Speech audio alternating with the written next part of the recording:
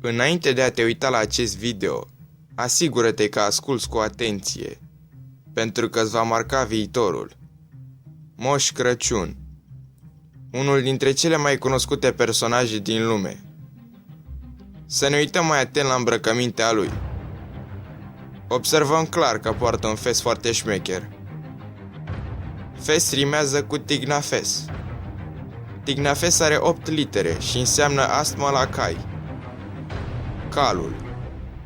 Știi cine avea un cal? Exact. Moș Nicolae avea un cal. El are descendenți în toată lumea, dar să-l luăm pe cel din Ungaria și să-l punem pe hartă. Știi ce se află între Laponia și Ungaria?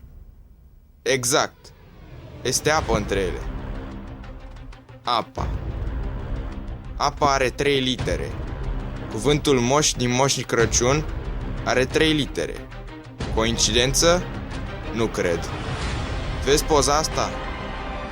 Să dăm un pic zoom. Acum am demonstrat clar că Moș Crăciun este iluminat.